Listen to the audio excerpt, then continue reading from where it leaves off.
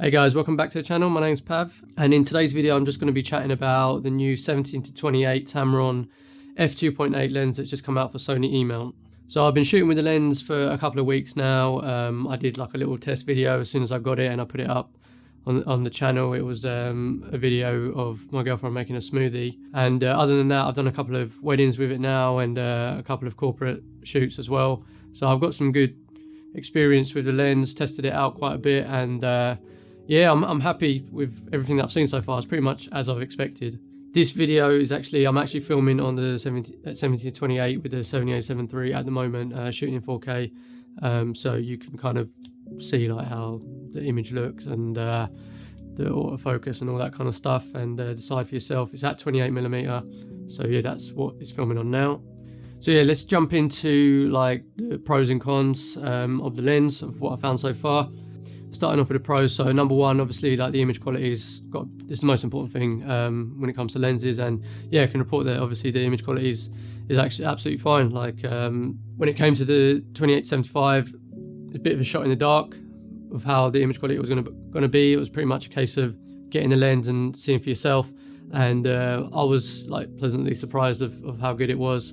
And for this one, less so, because I knew that they'd provided really good image quality already within that lens, so I knew that this image quality was going to be just as good. And yeah, I'm really happy with it. As far as video goes, everything looks good to my eyes. Obviously, like there's certain ranges within the aperture where it's going to be sharper than others. Usually, sort of like the f2.8 to around f4, it's not going to be quite as sharp. It's still good, but not at its best.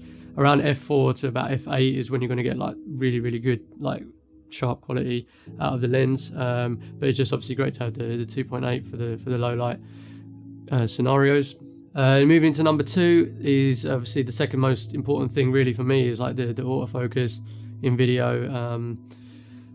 I'm really like a big fan of shooting with autofocus when it comes to weddings, especially just because it allows me to be able to focus on what's going on in front of me and not have to worry too much about the focus, if the focus is bang on, or like punching in like you do when you manual focus, just to see like if it's bang on, and if somebody moves, obviously you've got to move with it. Autofocus is really great for run and gun, and so it's quite important obviously for this to have good autofocus as well. And done some tests, obviously I've used it quite a bit, and I can see that the autofocus is great. It's latching on to what I want, to faces, and yeah, it's absolutely fine. There's no issues with it. Like I mentioned before, this one had a few issues with it when it first came out with the autofocus. It was kind of hunting a little bit or going onto the background, and the 17-28 is doing really well, so really happy with the autofocus so far. So the next pro, number three for me, has to be the size and the weight of the lens. It's a really small lens, obviously being at 17-28 and not like 16-35. Pretty similar to what they did with this, with the 28-75 zoom ranges. So not your normal typical zoom ranges that you get on lenses, but because of that, you don't have to put as much glass in it, other elements that need to go into the lenses to get you the full 16-35. Because it's a 17-28, they can make it much smaller and much lighter, and I really like that. I prefer that, to be honest. I like the fact that they're smaller and lighter, just when it comes to using it all day like you do at weddings, having it on stabilizers, gimbals and stuff. It can save your arm, it can make you feel like you want to shoot more, and like if you're, for example, if you're a vlogger as well, you've got to have it on your camera all day, and having your arm extended out all the time with your camera. You want to have a lighter lens. You don't want to have those massive G Master 16-35s, because they do fatigue your arm after a little while. So that's one thing, obviously the weight of it, and the size, just fitting it into smaller bags when you're traveling around. For example, if you're going abroad as well and you want to save a little bit of space, having smaller lenses, it's a big plus for me now. So like having these two lenses, the 28-75 and the 17-28, it's covering a big zoom range there, but with two relatively small and light lenses, which is brilliant. Like if you had two Sony G Master lenses, as good as they are, and in terms of image quality and everything else and build quality, 16-35 and the 24-70 that they provide, they're big units, big heavy lenses, and it's going to weigh you down a little bit more. It's going to fatigue your arms a little bit more as the day goes on. So I think for quick run and gun shoots and travels and travel videos and vlogs and things like that, having lighter lenses in general, lighter setups, is better. Also, when it comes to using the small light gimbals that are coming out quite regularly these days, so you've got like the Weebill Lab, the Ronin SC, even some of the older gimbals like the Xeon Crane Plus, V2. If you've got those kind of small gimbals with not as strong motors, having these smaller, lighter lenses, firstly, it's going to allow you to fit cameras actually on the gimbal itself, because having big, heavy lenses, it's really, really hard to actually fit the camera with the lens on these small gimbals. Plus the fact that it's going to be really front heavy, it takes a while to balance, and even then, like if you're not spot on with the balance, it can mess up everything. So having a smaller and lighter lens on these kind of gimbals, these smaller travel gimbals, is just going to make it so much easier to balance your gimbal and keep it balanced. So the next pro, number 4 for me, has to be like the macro capability of the lens. As I mentioned when I did a review last year of this lens, I was surprised. I kind of stumbled upon it by accident about how like close I can actually get to what I'm filming, and I didn't expect that from this lens. And the same sort of technology has been put into the 17-28 as well. So when you're at 17mm, you can get like really, really close, like within, I don't know, like I think about 20 centimeters. You can get like so close to your subject to get the detail in what you're filming. And on the 28 side, you can't get as close, but it's still like really, really good. So yeah, having that macro, sort of semi-macro capability within the lens, being able to get really close. So there's a scenario where you've got, quite often happens where you've got like 5-10 minutes to run around the wedding breakfast room to get all the shots and details. So if you're using just, for example, the 70-28, you can get sort of the wides that you need to get. And then because of the macro ability of the lens, you can get really close to the little details that are on the tables, etc., and get those detail shots really quickly as well. And so that just makes it really nice, easy and practical for me personally, to have all that capability within one lens and not having to switch out, rebalance gimbal and all that kind of thing. If I can do all that within one lens, that's really fantastic. I kind of like as well the wider field of view when you get really close to things. I kind of like that. So when I was doing the little test video that I did, I was shooting everything at kind of like 17, 20 or 24, and getting really close to the ingredients and everything that I was filming, and that way you obviously get a nice shallow depth of field, and yeah, just really like that look where you can still see kind of everything as a wide field of view, but you're just really close to the subject. So it's kind of like a close-up, but then yeah, you still see quite a lot that's going on behind it, which I quite like that. So I'm quite into that at the moment. So number 5 is the internal zoom that the lens has. So the 70-28, everything zooms internally into the lens, whereas this 28-75, as you can see, it zooms externally. So yeah, that's a nice little plus as well. Just again, when it comes to balancing on the gimbal, it's not going to upset your balance as much as when you have this much extended zoom range going out externally. So yeah, I'm liking that, the fact that it's got an internal zoom. It looks nicer as well. And yeah, just the fact that it doesn't upset the balance too much when you go from 70-28 on the gimbal, that's brilliant. It's going to save your motors and it's going to give you nice, stable, smoother shot. Number 6, a pro for me in any case, is the fact that it's a 67mm thread, the same as this one, and another lens that I have, which is the Sigma 35mm f1.4. That's another lens that I use quite a lot. They're all using 67mm filter thread sizes, and all my filters are that size. So like my ND filters, my UV filters, my black Promise filter, the little zoom quick release filter system that I have, which I've talked about in another video, they're all 67mm, so that's perfect for me. Kind of fits in with what I'm doing. It's not a massive deal if you're coming from bigger filter thread sizes like the typical 77mm or even the 82mm, for example, if you have those bigger filters, because you can just get step-up rings to attach step-up rings to the actual filter itself, and then you're just screwing on from the step-up ring rather than actually on the filter itself. So it's not a big, massive deal, but it's just one less hassle for me, so obviously it's a pro for me. So let's talk about some of the disadvantages that I'm finding, or some of the cons. So the first one is just one that I found in general when it comes to Sony lenses, and now the Tamron lenses that are being made, which is the focus by wire manual focusing system. I really don't like it, and I basically never use it because it's just like, it's really weird to use. Like, I'm used to using, when it comes to manual focus, I'm used to using the mechanical focus rings that have like hard stops. They're just more consistent, you know, from the feel of it, and you just know how to manual focus. Me personally anyway, if you're somebody who's only ever used focus by wire, then maybe you've got used to how it works in terms of the fact that you need to focus. How quickly you focus is how far away you focus or how close you focus on these focus by wire focus rings.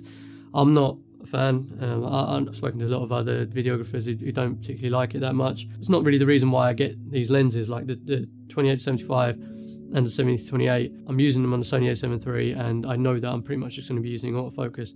And if there's situations where I do need to manually focus, I use the touchscreen on the back of the camera to manually focus on what I want, and then just toggle the AF to manual focus switch within the camera, just to make sure that I'm locked onto a subject once I've touched the focus on the subject. So that's the way I kind of work around it. I don't actually ever use the manual focus ring just because it's too unreliable for me. But most of the time, yeah, like when I'm shooting these events like weddings and things, I am just using the autofocus because it works great.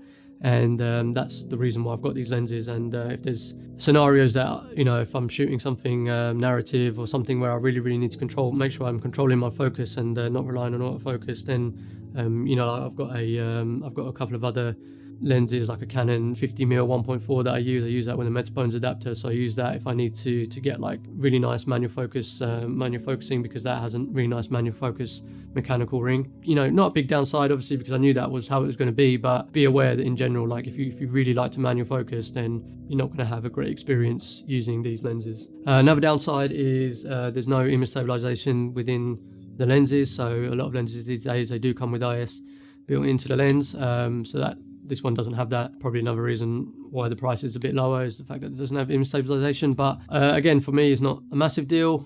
The fact that I've got image stabilization within the Sony A7 III, got steady shot built in there, that helps a little bit because it's decent. It's not quite as good as like your GH5 or something like that, which has unbelievable stabilization within the camera, but it's enough there for you to be able to get your handheld shots without having like these really crazy micro jitters that you can have if you didn't have any stabilization. So if you didn't have any stabilization within the camera and within the lens, it would be really difficult to kind of get rid of those jitters, especially if you're filming in like 25p, for example. Luckily, I'm using these 70-28 and the 28-75 both on the Sony A7 III, which has stabilization, so it's not a massive deal, but just so you know, no image stabilization within the lens.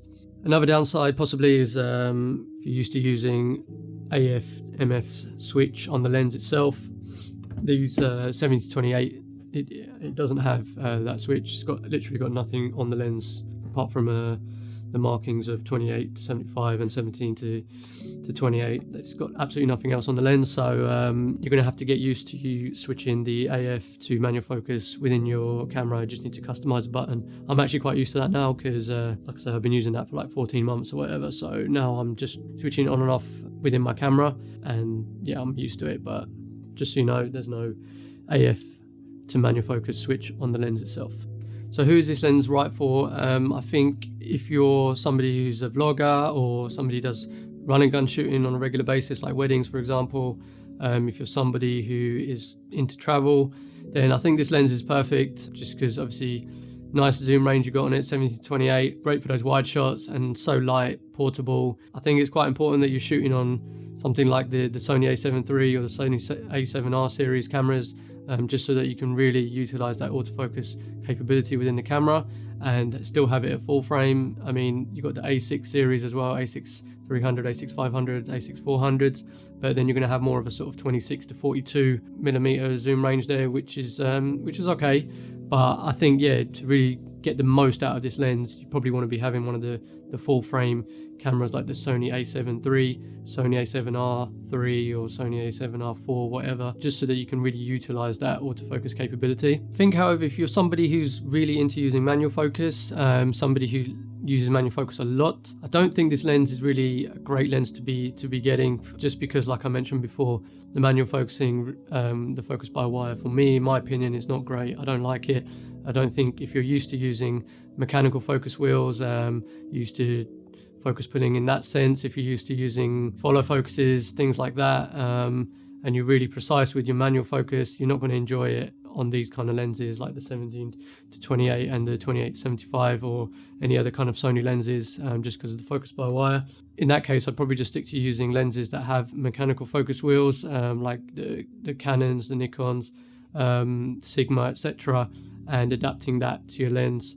That would probably be a smarter scenario for you to do rather than going for these lenses. So just as a side note, as I was actually mentioning Sigma, they have over the last year they've released a set of Sony E-mount primes.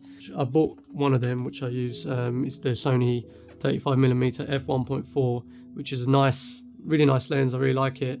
With these lenses that Sigma make, you actually kind of get the best of both worlds when it comes to focusing. So you've got the same mechanical focus ring with the hard stops and the nice grooves within, so that you can attach follow focuses, etc. So you can do still really nice manual focusing like you would normally do.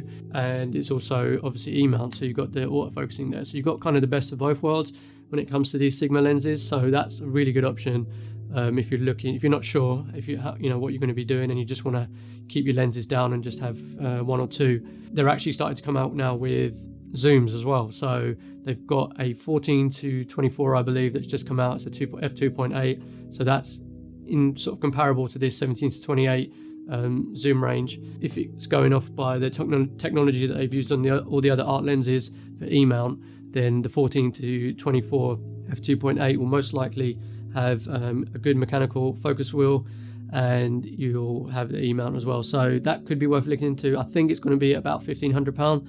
So it's quite a bit more expensive than the 17-28. I can imagine it being a bit heavier as well, because the art lenses, they are quite made out of metal and all that kind of stuff. They're proper heavy duty lenses. So might be a bit heavier, a bit more expensive, but yeah, you could be getting more out of that in terms of manual focus and autofocus. So that could be worth looking into. But yeah, I think that's pretty much everything that I wanted to say with regards to this lens. Like I say, I've been using it for a couple of weeks now. Definitely going to be keeping it. I'm really enjoying using it. If there's anything that I didn't cover in this video and that you want to know the answer to, then just drop a comment down below and I'll get back to you with an answer. Thanks very much for watching. If you found it useful, please give it a like and give it a share. That will help me out immensely. Thanks a lot for watching, and I'll see you in the next video. Cheers.